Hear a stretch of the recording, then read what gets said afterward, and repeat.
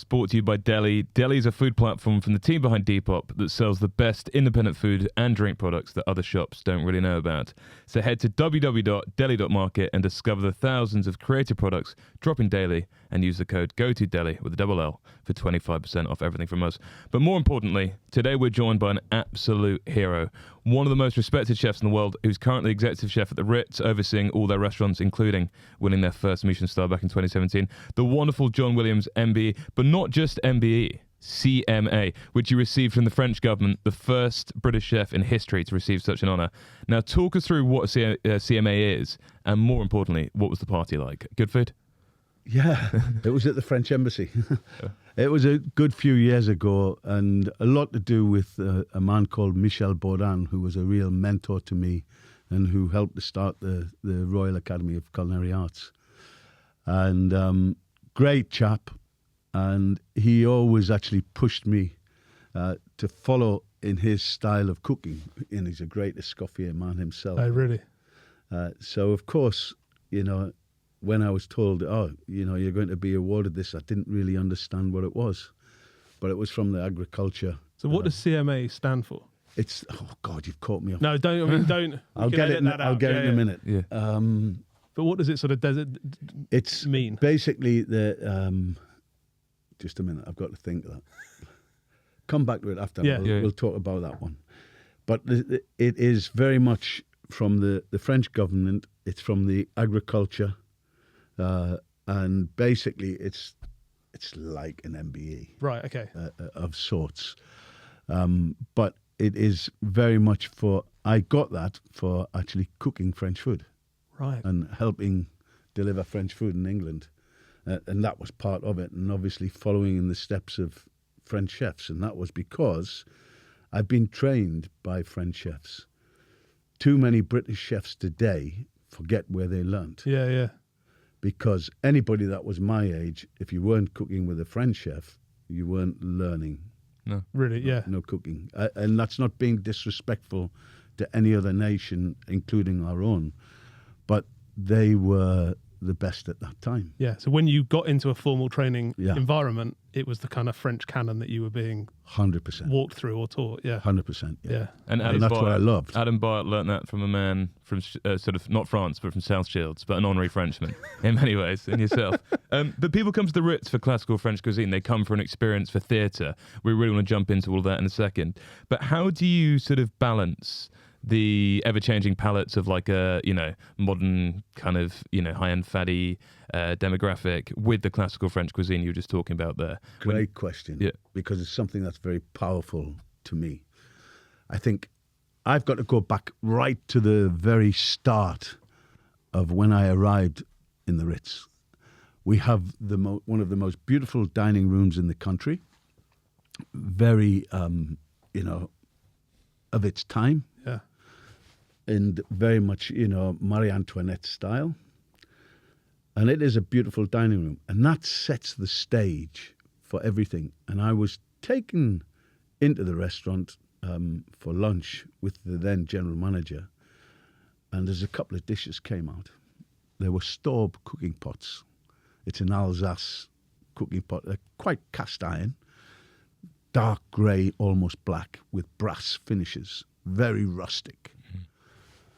I remember seeing these and saying, what the hell is that?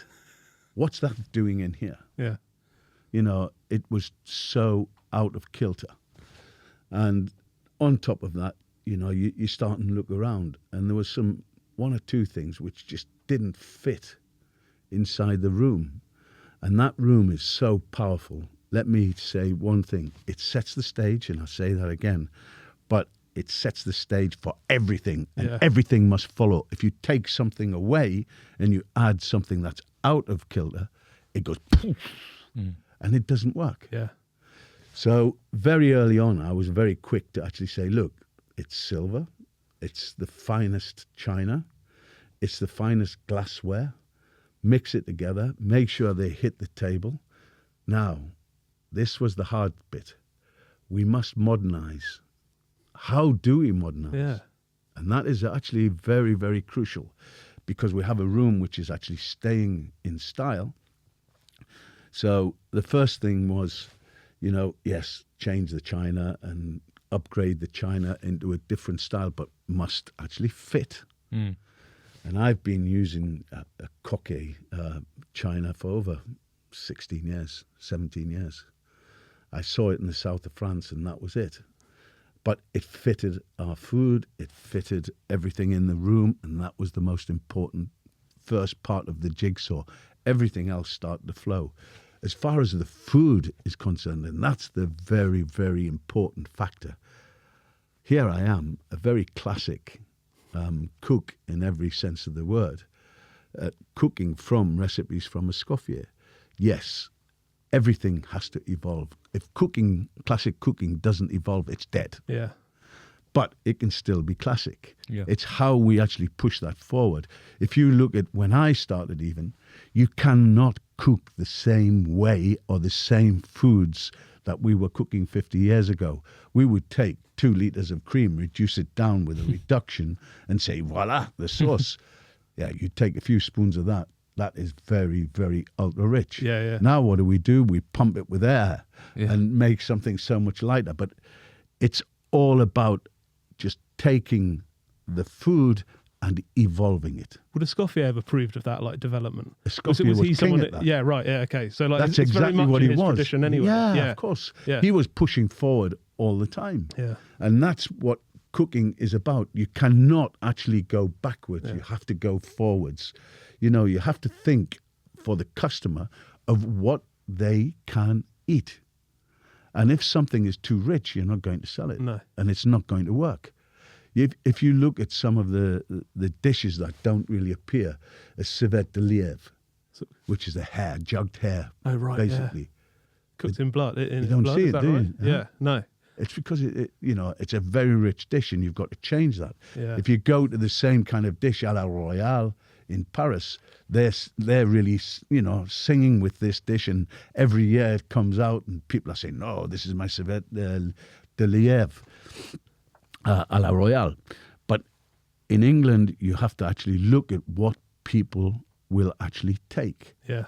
and what they will actually want. And my job is to freshen the cooking up to make sure that we stay loyal to the recipes. And I do stay loyal to the recipes and literally enlighten them. That's the first thing. Yeah. It's enlightening. Yeah. The next thing is a presentation, because the moment you put something on the plate, if it's not looking fresh and vibrant, what do people say? Oh, that's old school, that's horrible. Yeah. Yeah. And you have to be very careful of that. And we live on that. What I do is, and make no bones about it, I have a lot of young lads that have worked with me for a long time, but I use them. And they don't know no other. Yeah. And we're going to do this dish. Okay, chef, we've got this, and this. Boom. It's as fresh and as vibrant and today as it could ever be. Yeah. We But you're just saying you literally almost tweak. see how they play. They will plate And it. They will plate the dish, and I'll just say, "Look, that's fantastic." They'll bring Right, a yeah. dish to me, and it will be our truffle sauce. Nobody has a better truffle sauce than us because we use a lot of truffles. We use a lot of Madeira, port, and cognac to reduce that down. But that is a sauce that has to be followed through every single day, Yeah. and make sure that they're fresh and really vibrant in their flavors. And with that, you see, once they get these kind of things in their head, they follow it with all the sauces, whether it's fish, vegetable, or whether it's meat. Yeah. Yeah. It's a natural progress. And freshening up the dish of how we cook today is very much on their agenda. They wouldn't know anything else. They sort of do it naturally. Yeah. Almost. Yeah. It is natural to them. Yeah. Yeah. So, it's not just about John Williams, it's about the team in the Ritz that I have. And the funny thing is, most of them have been with me, the key people have been with me at least 10 years. Really. Yeah. The best chefs that I've had are the ones that have stayed. Yeah. Yeah. Good. And they are pure. They're really pure. Escoffier also loved theatre, and he That's loved coming. bringing the dining room to life. You guys are sort of the last bastion of the waiters doing incredible service, tableside service, finishing off dishes. What's the process of them learning, how to finish those off? Is that Okay. under your guidance? And also, 100%. can you talk us through a couple of, for listeners, I'll be fascinated to know, what do they have to do with a poulet de presse or a canard de la presse, something like. Can you just take us through a couple of things? Yeah, well, number one, when I arrived at the Ritz, and they were probably 15 years behind then, God bless them, I read on the menu, and it says, in our restaurant, we are service sur plat, which is plated service. Right, yeah. And I thought, that's an interesting one. So, of course, you've got these waiters with long gowns and, morning suits, etc., and all the regalia coming, popping a plate down. Yeah. Doesn't look good. Now, once again, think of the stage setting, Yeah. how they're dressed. There you go, madam. It's nothing. It's dead Yeah. and totally flat. And I remember very early on, I said, first menu change. I had a roast duck. I said, you're going to carve that? Well, the first food writer that came in and said, we had a wonderful looking duck come up to the table, and the waiter went about butchering it and making the right and I went, whoa. It really threw me, and I mean threw me. And I thought, whoa, we've got a problem here. And then I said, okay, we're going to do some dishes. This is something that needs to happen in this room. I promise you, in the first 4 or 5 years, they would not fight me, but, try to withdraw from doing certain dishes for the simple reason they weren't confident. Yeah. And I didn't realize that. And I would say, we don't sell many of these. Oh, no, chef. And then one day, one of the guys who was leaving, he says, they don't want to do it. So then I really did realize it wasn't that people didn't talk about doing tableside service. It wasn't happening. Yeah, right. So I then focused really on the younger element of people. And I would do 1 or 2 dishes, go upstairs and show them how to do it. I've always loved canard à la presse. It's a dish for me. Escoffier, if you read Escoffier, it says, it is the perfect harmony between kitchen and service. Right, yeah. Because if one isn't working at the same time, it's not going to work. Because the duck is very rare. You immediately send it up, the legs are taken off, sent back to the kitchen, and they've got to cook them well done for the second serving. So, of course, that is dynamite for me. I just love that. And we devil the legs. We just literally brush them with a little bit of mustard, a mixture of breadcrumb, shallot, parsley, and then that's sprinkled over the top and put in the oven to get very, very crisp and well done. Because the leg is rubbish if it's anything other than well done. Meanwhile, the waiter is carving the duck, and then somebody else. We have 3 waiters doing each dish. Wow. So one is carving, one is doing the pressing. The carcass goes in. I always put a little bit of port with it because I like the port to help the juices from the carcass to come out. So they twist that. The juice comes out, and then there's a third guy who's actually doing the finishing. Now, the sauce in itself, if you taste the sauce when we send it up, it's finished. What they're doing is freshening very lightly. They've got very little ingredient, a little bit of shallot, lots of peppercorn. Peppercorn is the basis. Yeah, it's the basis for a good canard à la presse. Like a fresh peppercorn. Yeah, okay. A green peppercorn is my favorite. Yeah, okay. But you can use black, Okay, but my favorite is green. And they just literally work that in the pan, quick flambe, sauce goes in. Meanwhile, the juice or the blood of the duck is coming, and then they just finish with that. Now, the difference with mine, and I obviously feel it is better than some famous places that do a wonderful canard à la presse, is mine is a little bit more modern. It's not thick and set. Right. It's like a jus that is finished. And the best way I could describe it is if you were to take a couple of nuts of chocolate and just mount it into the sauce, it would look very, very similar. Okay. Oh, right, really? It's almost that slight chocolatey colour. Yeah. A very dark chocolatey colour. But that's the finishing element, and that creates a totally different scenario in the restaurant. Now, the waiters have now got total respect. Yeah. They are now building what they've cried about for many years. Mm-hmm. They've realized that by them doing it, people are congratulating them and saying, this is wonderful. This is the best service that you can actually give. Yeah. You So you flipped it on its head. They're proud of it now. It's something Proud of it isn't the word. Yeah. My guys are pushing. I tell you, chef, you got some truffles. Chef, he didn't have any dishes where we would play about with the truffles with them. Chef, we didn't, have you got the poulade de Bresse? Yeah. I mean, poulade de Bresse to me is a wonderful dish. I think, honestly, I've eaten it in lots of great 3-star restaurants, and we could probably tell you the ones that they are. And I'm very confident with what we do. We're very, very pure.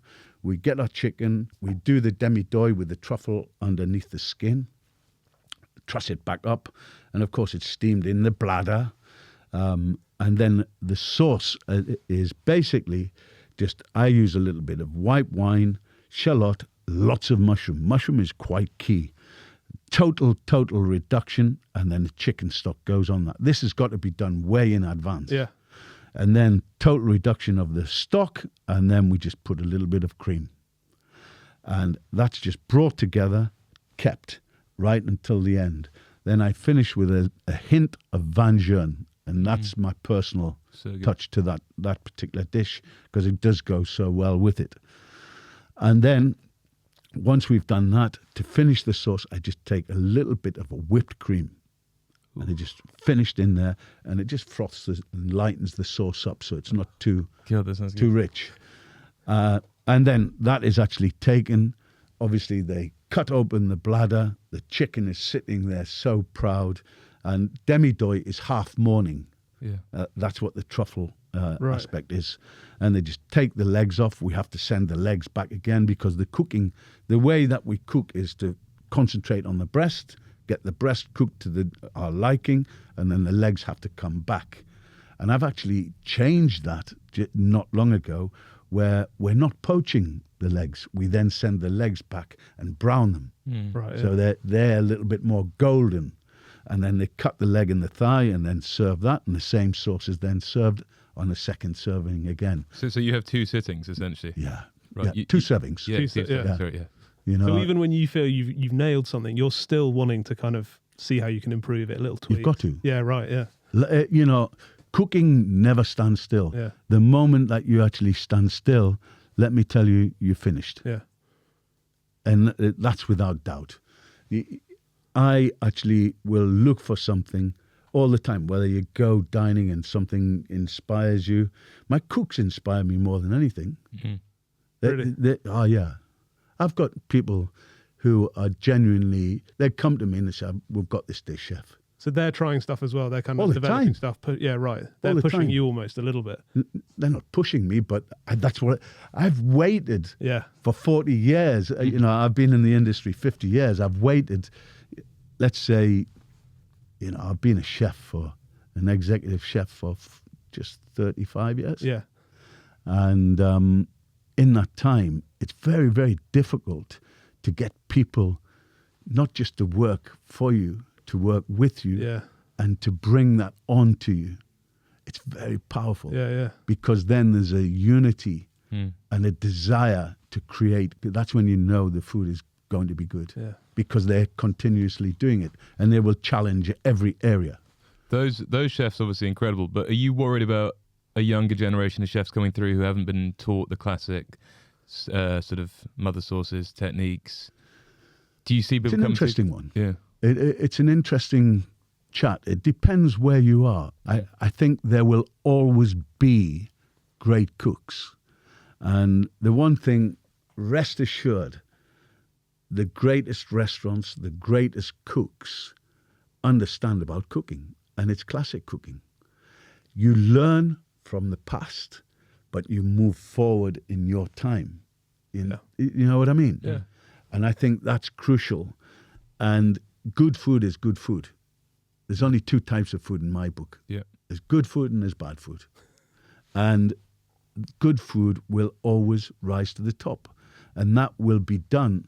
When something has been done for a long time, it's because of one thing. It works. Well, yeah. And the most modernist chef will always, dip back into that and actually say, oh, no, you've got to do that because that's what makes the flavour. Yeah. So I don't worry about it. It's how much we'll actually carry on. And I think it will always be there.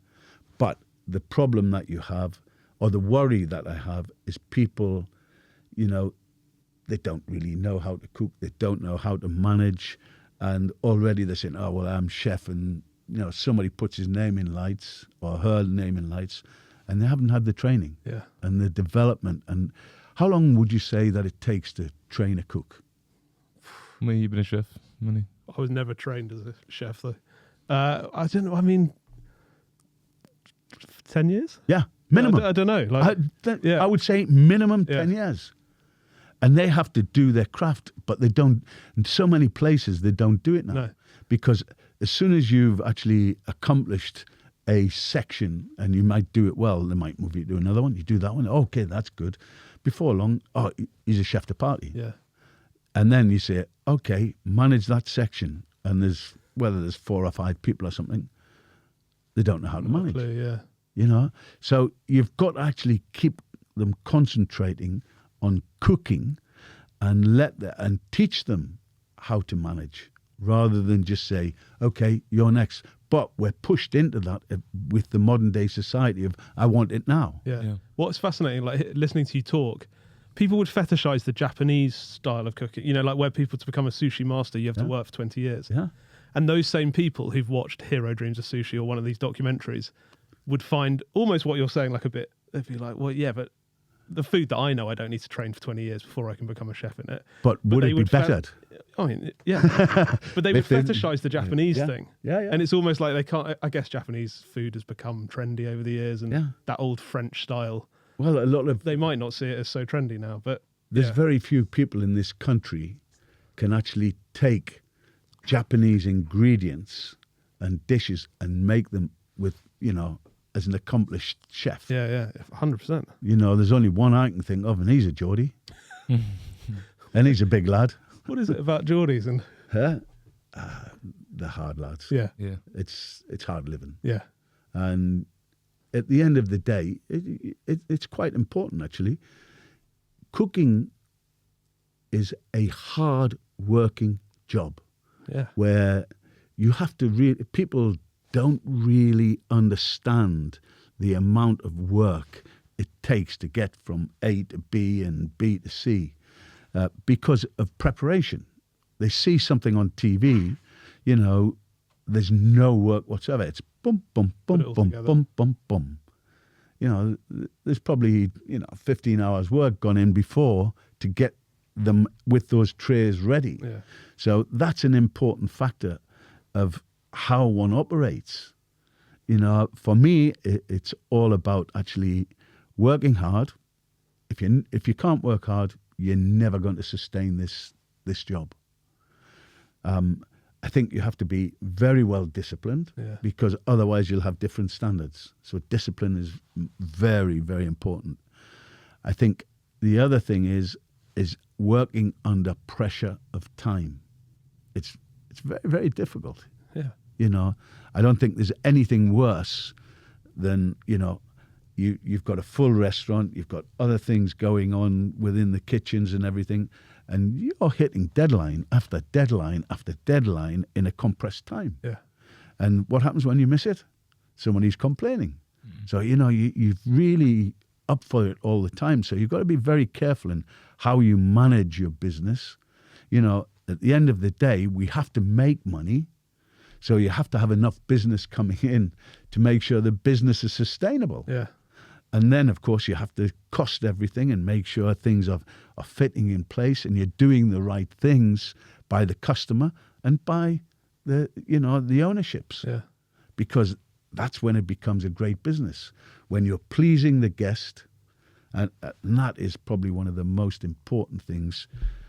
What do I want to do? All I want to do is please the guest, make sure they are happy with what they've received and excited.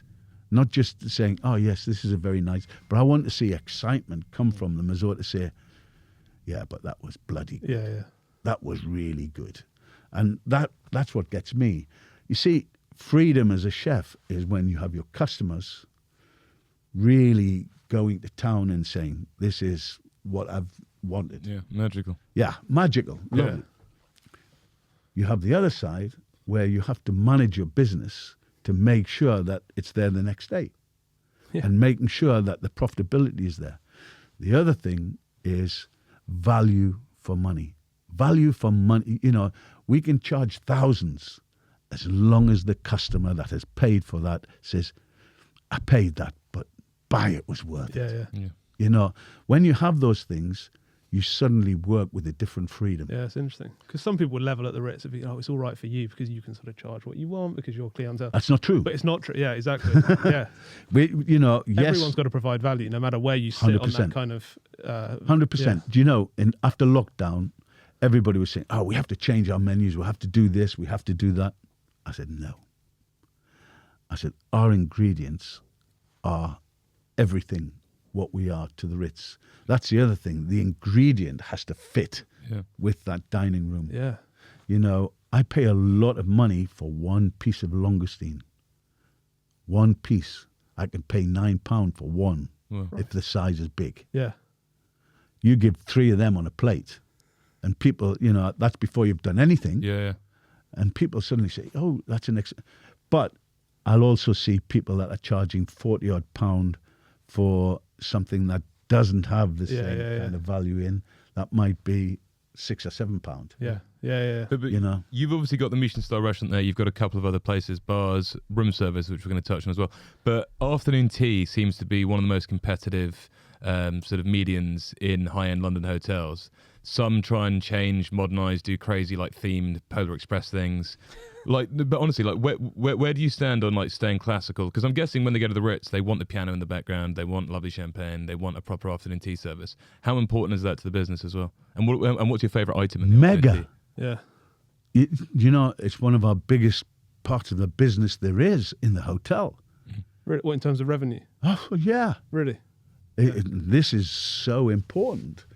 And all in all, when you take a food and beverage concept, that helps the whole thing about what I'm doing in the restaurant. But the style, you walk into that Palm Court, once again, it's set a certain kind of stage. Number one, sandwiches must be very, very classic. I don't want to see any chicken tandoori sandwich sitting on the Ritz Afternoon Tea. No. Nothing that I've got nothing against that. No. It's just, it doesn't fit. It's the cucumber sandwich. Yeah. It's York ham, and mustard. Yeah. Some people would say, well, what, smoked salmon? I put a little bit of cream cheese. We put a hint of horseradish and a hint of basically lemon zest pushed through just to heighten it. And then the smoked salmon. The smoked salmon's got to speak. Yeah. So those kind of things. Egg mayonnaise with the shallots looks great. Always. Yeah. You can't. Always, yeah. And I'm afraid it's one thing that hasn't fundamentally changed. We might have actually put a herb in there different. Yeah. But other than that, the sandwiches remain. The pastries and the scones must remain. Obviously, we do 2 types of scones. We've done different kinds of finishes, of different kinds of jams, etc. But fundamentally, it's a cream tea. The scones are very specific. We make 1,000 scones a day. Wow. And you've got to be actually on it to actually make sure that that's rotating. And they're done, they start at 4 o'clock in the morning getting the scones ready. Really? Oh, yeah. It's full on. There's a team down there of 6, 7 just for pastries. And you're making 450 pieces of those individual pastries every day. There's 3 types. So that tells you the number there. And then we have 2 trolley cakes. I like to have same thing again. I want to have service. Yeah. So we do 2 large cakes and everybody can have a slice or 2 of that, whatever they would like. But that is very classic. And I think afternoon tea, whilst you must keep it very, very classic. It's also, I'm looking to evolve. That's all I'll say. Yeah. I am looking to evolve slightly to bring something else to the table. Because everybody would love the business we have. Yeah. We are doing 400 every day, Wow. 7 days a week. Afternoon teas. Wow. Crazy. 4 settings. And I remember people used to laugh at me because when I went to the Ritz at first, there's only 2 sittings. Really? And the general manager and the financial controller said, do you think you would do more? I said, why not? It was, for me, it's something, providing you've got the personnel to do that, it's not a situation. It's an easy service for the cooks. Yeah. But it's very monotonous and it's very stringent with how they operate. But it works. And, they're very fortunate to have that business. Yeah. But Escoffier wasn't a fan of afternoon tea. I saw a quote from him saying that it's, why fill yourself up a couple of hours before a wonderful supper? That's exactly it. Really? No, he did. Yeah. He thought it was the wrong time. And if you have a good lunch and you have dinner, afternoon tea, you've got to take something out, haven't you? Yeah. Well, so I agree. The Queen famously danced on VE Day at the Ritz 1945. Sort of 40 odd years later, she was celebrating her 60th. You cooked for her. What was on the menu, and did she get engaged in the menu at all, or was it like a surprise? There was Lady Elizabeth Anson had actually organised that, and she said, "Look, we're just going to do Dover sole," which we did. It was a champagne sauce. It was quite simple. I think for the Queen or the royal family, I think conservative food is the best way forward. Why try to play with different funny ingredients? It's common sense to me. Yeah, just give them delicious pasta. Over the years. Yeah, exactly. Yeah. And it's quite conservative. So Dover sole, lamb, and I believe there was also chicken as an offer on that particular menu. So it's fairly straightforward, but it's cooking the best that you physically can. Yeah. For me, there is no prouder moment. You can tell me, I've cooked for presidents, all kinds of different people from all over the world, but there's only one that matters to me, and that is our royal family. Yeah. There's 2 particular, the Queen. I think I certainly cooked for the Queen more than 15 times. I did 3 state banquets in Claridge's. Wow. Which were the most frightening of my life. But the man that I love to cook for more than anyone is the King. Yeah. Well, he gave you the first royal warrant. Yeah. Making the Ritz the only place they'd go. Does he still come in now? Enjoy a meal? Yeah, he hasn't been in for a little while. But I went and actually cooked for him. Well. Where was that? That was in Clarence House. Oh, wow. Nice. He loves mutton. Really? He's fanatical over mutton, and I was actually involved with the Royal Academy with mutton. He's, greatest honour to do something. Is he a that. foodie? Does he get involved? Yes. Yeah. Oh, he's a foodie. Yeah. Yeah. Really? I'll tell you one story, Yeah. and this is, honestly, this is the God's honest truth. He got involved in the mutton renaissance, and he asked us, because he was our patron, he said, now you have to work for us. Link up with the farmers. They're having real problems getting rid of mutton. We need to actually bring this to the forefront. I want you to start cooking mutton. So he took us up to North Yorkshire, and there was about 8 people asked to make some dishes, and I made 3 dishes out of mutton. And I was, along with my friend Brian Turner, we were walking, as he was the Prince of Wales then, walking along with all of these dishes on show. I said, you can taste any. And he said to me, which one did you cook, John? So I said, actually, that's one of mine. So he looked at it, and he started actually discussing the texture of the sauce, the colour of the sauce, the aroma, the flavour, and then he started tasting it. He said, whoa, that's good. And I was quite fascinated, you know, and I thought, well, he's going to say that. There was probably about 15 dishes. And I had another dish come up about 4 rows down. And I said, actually, I've done 3. And as we were walking along, he says, you did that one as well, didn't you? Wow. I said, how do you know? He says, look at the way the sauce is, the colour of the sauce, the shine, you know, the texture of the sauce. And I'm going, he's really thought about this and tasted it. And then just for look, this is a God's honest truth. The very last dish was also mine. And he says, by the way, that one is as well, isn't it? Oh, my God. And that's the God's honest truth. That's wonderful. We've got a palette on him. A tremendous palette. Amazing. Yeah, you know, I mean... Can you remember what the dishes were? I mean, there were variants. Basically, they were all mutton. Yeah, right. Yeah. The first one was a fricassee. Okay. The second one, what I had done was I had tenderized the best end with a little bit of yogurt and everything, and then just roasted it, and then we had some nice jus with it. Yeah. And then the last one was a saddle. Nice. Which we had actually stuffed and roasted. So there was a slice on each plate, you know. Ben, drinks and a bit of food. Like, obviously, each week, John, we bring out a little treat for John. Well, not for John, for our guest this week. It is John Williams, MBE, the only guy to be bestowed by the French government as well. I think just bring it all out and tell us what you got. Because well, so would you be willing to have a little Bloody Mary with us? Yeah. Yeah? Yeah. Or a tomato juice? Yeah. I know you're heading into work. Yeah. What would you rather? I'll have a taste of the Bloody Mary. Yeah, okay, if it's a good Bloody Mary, I wouldn't there's a lot of pressure now. Okay. And then I've made... I think it's in the introduction to your book. I remember reading you talking about when you were a child. Something to do with potatoes. I love potatoes. Only one special type of potato. Oh, no. Which special type? There's only one. What is it? What's the best potato we have here in this country? I don't know. I've cooked a Larate potato. It hasn't got a hope. So what's the number one potato? Jersey roll.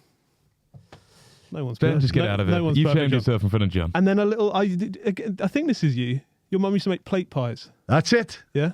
Yeah. So I made a little corned beef plate pie. I don't know if you would have done corned beef. That's lovely. Well, as you bring that all out, John, obviously you grew up in South Shields. I'm going to go to my little... You get down the floor, your floor kitchen, your gobbler kitchen. Your father was a fisherman, I believe? Yeah. What part did food play in your upbringing? Because obviously your dad was away in the fishing boat. Did he come back with fish? I'm guessing. He used to, basically, when he got paid, they had what was called a fisherman's fry. There's a lovely story here. And my dad used to come up the road. There used to be seagulls for him. He'd probably have a cigarette in his mouth. And he was definitely drunk. Yeah. And he'd have his bass bag, and there'd be all kinds of fish in there. And they always give things like a little bit of maybe smoked haddock, piece of cod, plaice or whatever. But the one piece of seafood that he would get, and you'll understand why of the period, would be claws from the prawns, the longestine. Oh. And the reason was because, of course, they used to take the tails and send them off to be made into scampi. Oh, my God. You know? Yeah. So the claws were left, and he used to actually bring the claws, and he'd say, here, grab that. Real rough Geordie. Yeah. He'd say, bite into it. So I bit the shell, snapped it off. He's right, suck it. And I found that was the sweetest prawn meat that you could ever have. Yeah. And to this day, I make my cooks. They have to cook the claws totally separate. Not many people do this because it is very laborious. And just drop them in the court bouillon. As they come out, as soon as they come out, a couple of them will be taking them, clip the claw end off, and then just pull with the tweezers, and it pulls the beautiful piece of claw meat out. Ugh. And that goes on the longestine à la nage. And probably where I come from that moment was the learning of my favourite dish is longestine à la nage. Yeah.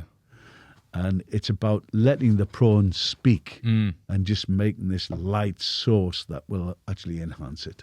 We are going to keep on with your childhood. Just quickly, you made me think. I read about Adam Byer, who's one of your protégés, and he's taken over as the chairman of the RACA, or ACA, whatever you RACA, I should say. Royal Academy of Culinary Arts. Here we go. Here's one bloody refuser. And I just want to ask, like, he said that when he gets a new chef at Trinity, which I'm guessing you've eaten at, Yeah. Have you? Yeah, you enjoyed it? Yeah. Maybe you didn't enjoy it. Yeah, very I much. hope you did, yeah. When he gets a new chef in, he gets them to do an omelette and he gets them to do a couple of other things. Do you have a test for a new omelette when they come into the kitchen? An omelette is actually a very good test. Yeah.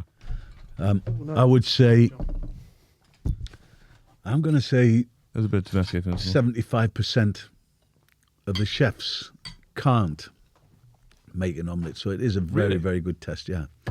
What I do, in all honesty, I will actually say to the guys, I say, just let them cook something they think is suitable for the Ritz.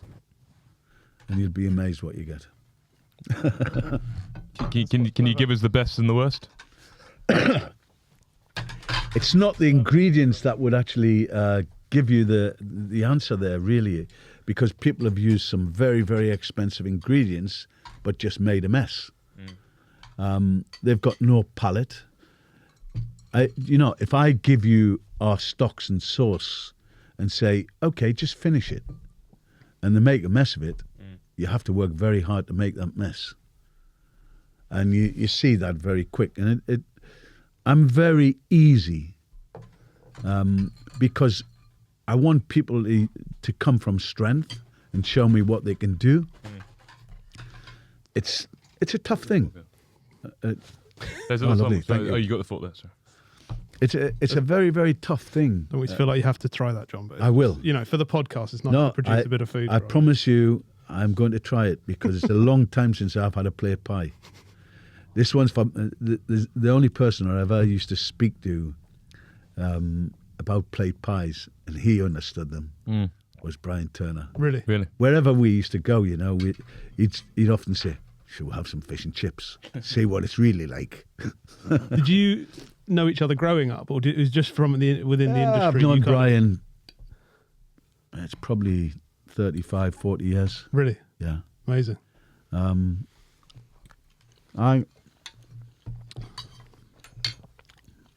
That's a great attempt. From a southern boy from Surrey. What's wrong Well with it? done. Or what's right with it? The mince, just mince and onions. Oh, really? None of the other goblins? Peas is fine. Not all of that's fine. But it's just having a little touch of gravy that's thick enough Yeah. just to bring it all together. I was struggling with the gravy, John, I'll be honest with you. So, was it your mum, though, who was your biggest sort of foodie impact? Because obviously then you go off to college and then you come up to London. But, Yeah, was she the one who made you fall in love with it? The one thing that I would say, I don't want people to think that she was cooking all kinds of gourmet food. This is the kind of food my mum would make. But when she made plate pies, she'd make something very similar to this, mincemeat. She'd have ham and egg. She would have, she'd always make a couple of sweet ones at the same time. And of Really? course, I could eat a whole one when I was a lad. I was very sportive. And I just used to eat like, I wouldn't go to school dinners. They were horrible. And I was the only one out of the family. She used to have to actually come and cook me something. And all the rest went to school dinners, yeah. And there was 6 kids. So you left in the middle of the day to go home? Yeah. For lunch? Yeah, I wouldn't. The smell of the food, it used to drive me. It wasn't... Semolina, Seagull. Yeah. It was horrid. Ugh. And, fish day was the worst. And cheese, for some reason, some of the cheese dishes they did. Not good. Oh, disgusting. Where were you in the family? Are you the eldest, youngest? Second eldest. Okay, right. And I was football mad. Very, very sportive when I was at school. Yeah. There wasn't a sport that I didn't represent the school in. Really? Every single sport. Yeah. I was there. And I used to run home. It used to take me 10 minutes, but when I say run, it was a sprint from school, get in, she used to have the dinner ready, Wolf it down. off I went. And anyway, on a Sunday morning, I used to play football, obviously like any other young lads. And my mother, one particular day, and it's very, very specific because there's another thing that's going to pop up here, shouted over the fence, "John, get in here." She was livid. She said, "I need a hand." So she says, "Right, come on, let's get this dinner done." And Jersey rolls. And she says, "Yeah, scrape them like that." This is how you scrape them. So I scraped all the jerseys, put them in a big pot, and she put them on. And she says, make the mint sauce. She had this cup, chipped cup, and she chopped them. She says, chop the mint. I chopped the mint. Little bit of sugar, little bit of water. I said, bloody, a little bit of vinegar. Pop it in the oven just like that. In the cup, right? It's so specific. Yeah. You know, nobody else has ever heard of that. No, but- is that a thing? Like, No, that was just no, her way of. that was just her. Right. Okay. Yeah. But the beauty of that day was it must have been getting on by 12 o'clock then, and the potatoes come off at 12:30, and she went, here. So there's 4 Jersey Royals, and they were quite big Jersey Royals. And she says, here, watch this. And she just put some butter on the top of boiling hot jerseys. She says, that's your treat for helping us. And honestly, I went like this.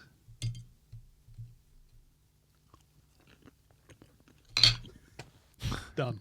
Jesus. It was magnificent. You must have eaten her. I mean, you've eaten potatoes with her before that. There was something about the moment and preparing them and whatever it was. I remember that. And then were you away? Was food kind of in Not you long, by that stage? Yeah. Okay. And she used to make me help her. Right. I was a helper. Yeah. I used to go shopping with her. She used to make me carry her bags. Yeah.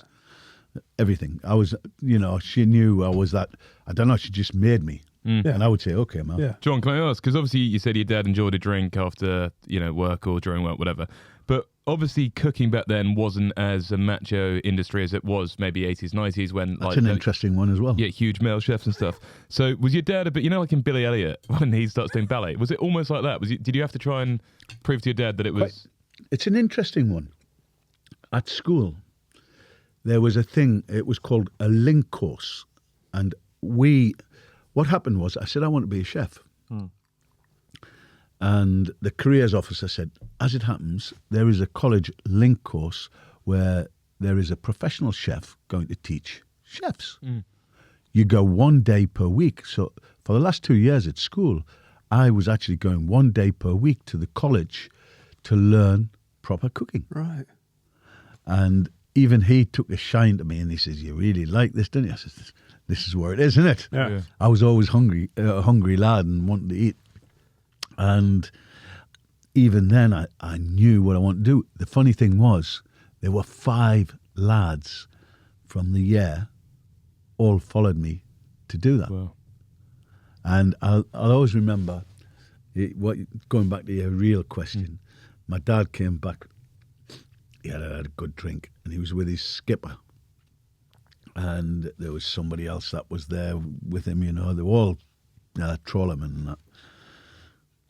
And they were having a drink. I mean, well and truly oiled. And I came in from school, and I had some curry. It was the first curry that I made at the school. And he says, oh, what's that? And he had a taste. He says, bloody hell, you can cook and all, can't you? Right. So I never had any problem with that. And there was no inclination from you or pressure from him to go out on the boats as well. That was never on the table. No. Right. No. There's never anything like that. That's another hard life, Yeah, really hard life. You moved to London when you were 17. I wasn't even 17. You weren't even 17. 16 and a half. 16 and a half. Oh. I mean, especially back in those days, you didn't have internet, phone connection, anything. Like, it was quite a big move. There was no connection to your mum, who you loved so dearly. Massive. Were you homesick when you moved? I started in the Royal Garden, and I loved the job, but I was homesick. I was, terrible. And I mean homesick. And I think I did well to last 1 year. Yeah. And I said to my boss, who was Remy Fougere, I said, I'm sorry, I've got to actually go back. I've had enough. Got a job in a place in the northeast off. I went and they give me £5 rise because I had London experience. I'd only been there a year. And I arrived there. I was living back home, and basically it was 40 minutes to the job in Newcastle. And I was doing split shifts, so, I was back and forth, and there was 2 hours or so in between. It was a waste of time going home. But anyway, I arrived at this particular establishment. First day, there's a guy there who was a waste of space. And they said, he's going to look after you. So anyway, they've got these potatoes that have, do you know what a potato rumbler is? Yeah. Yeah? There's some new potatoes that had been put through the rumbler and there's eyes in them all over. They were horrid.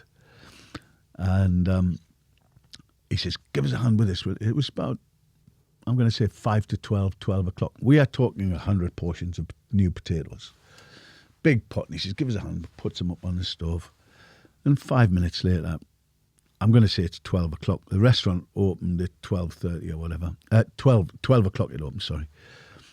And the potatoes haven't come to the boil. And I hear, Samash, 2 pommes nouvelles. I'm going, oh, Christ. So anyway, he says, can you just get them out? I says, are you having a laugh?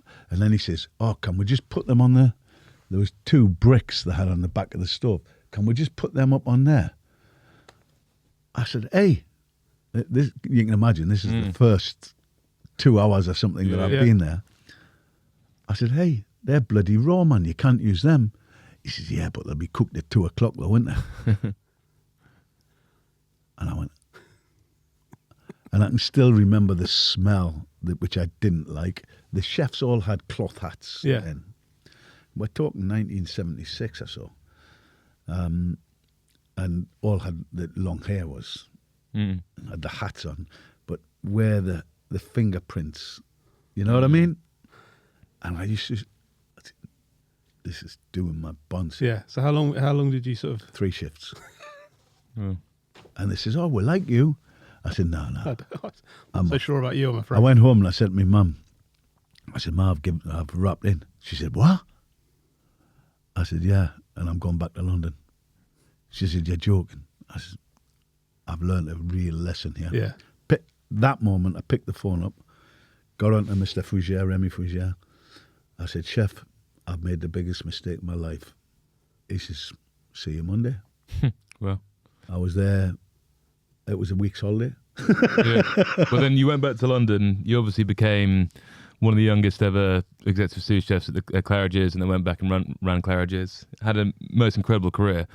I do want to ask you now, when you're at the Ritz, when you get like a weird room service call, like, can you remember one weird food request? Because I can imagine there are some, weird and wonderful people who say it. It's. Do you know? I've been asked this hundreds of times. I haven't. We've had people ask for the most weird was an ostrich steak, and that's a God's honest truth. Really? Off menu, I'm guessing. Now, I was going to say, is there any sniff of that? That was somebody just asked for it. Can we have an ostrich? Yeah, fair enough. A very, very lean. And I promise you, but that was what, probably 25, 30 years ago. Yeah. But I promise you, I have not been asked for something totally stupid. Think of where the places that I've worked, they're very, very conservative, and you don't have that. No. And that is probably the weirdest thing, and it must have been 25, 30 years ago, where it wasn't so common, and we managed to get it. Oh, you did get an ostrich steak? Oh, yeah, we did get it. Wow. Well done. We know you're going back for lunch service at the Ritz, so I think we have to bring you back for part 2 for your sort of years pre-Ritz. It's been the most fascinating hour to sit and talk with you. A couple more questions, though. We do ask everyone who comes on, what's been the biggest nightmare day? Like that one day in their career where where everything went wrong, or... That's a hard one. I've had situations where you've thought, oh, that hasn't worked. It was a function, and it was in Claridge's, and I hadn't long been chef, and there, you'd be looking after 2 or 3 banquets, restaurant, and I used to run up to the restaurant as soon as the function had finished or whatever. But this particular day, there was a shout, a call, the steaks are not quite there, they're not this and that. Oh, bloody hell. So I've gone across, and the place was a shambles. It wasn't going according to plan. There's a piece of fish. The fish dish was overcooked or something. And I said, oh shit. And I went home. I was almost crying, I think. And I remember driving home, and I said to my wife, I says, terrible night. I says, honestly, you know, the way those guys have worked today and the way they've done this and done that, I'm almost had enough, like, you know. And this is the God's honest truth. And my wife says, you're just being hard on yourself. You're being hard on yourself. I said, yeah. I said, I'll probably get a bloody right seeing to tomorrow off the manager and that. Anyway, I got back into work. She says, they might even, you never know. So anyway, I'll never forget it.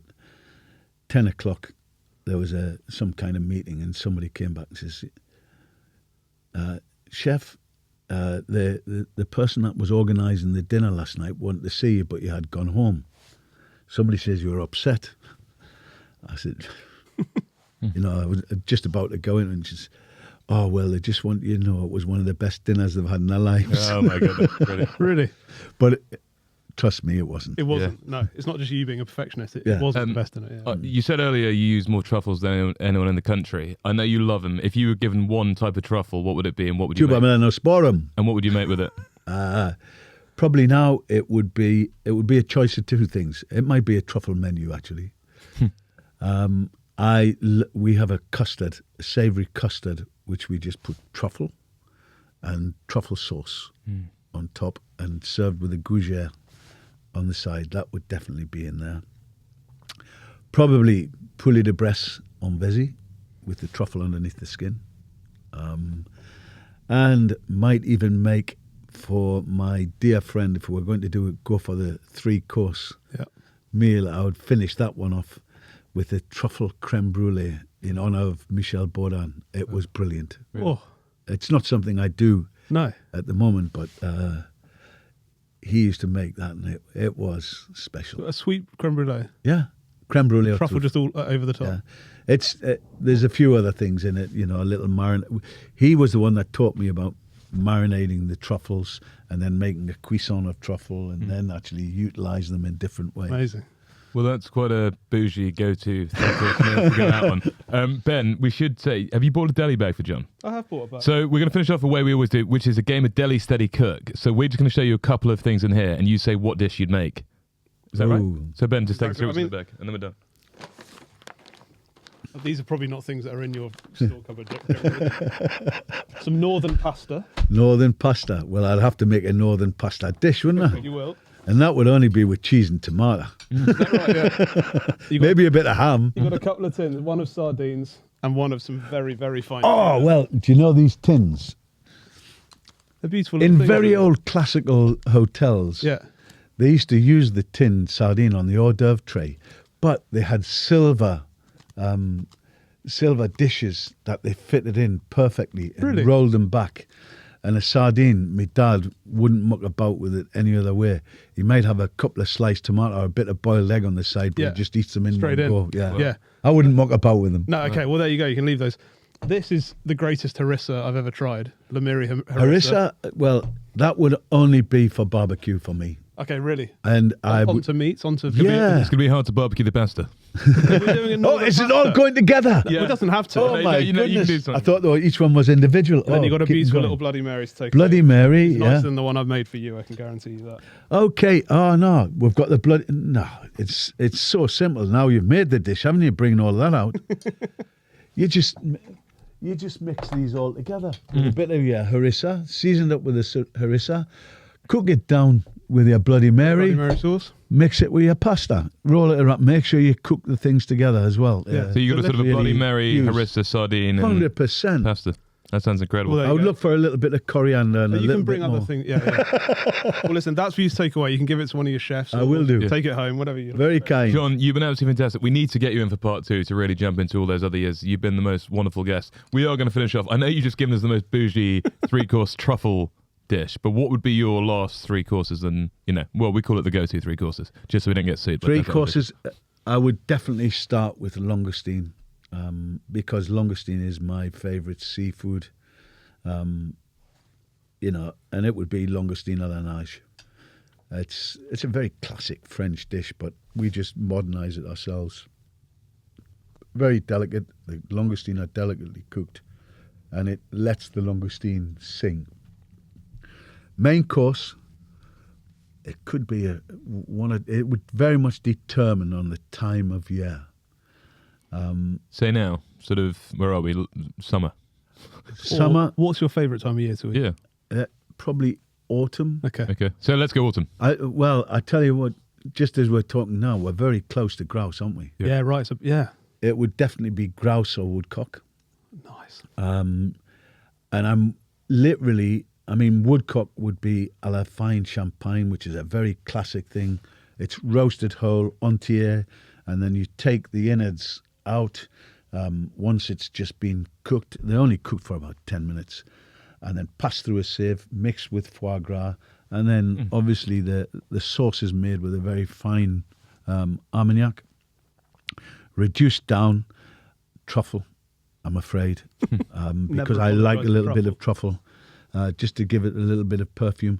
Break the carcass down, and then basically finish the sauce with a touch of the innards, but also to make a toast with the parfait of the product on top, which once you've sieved the innards, you mix it with the foie gras, it becomes like a pâté. Cheers. And that's just served warm.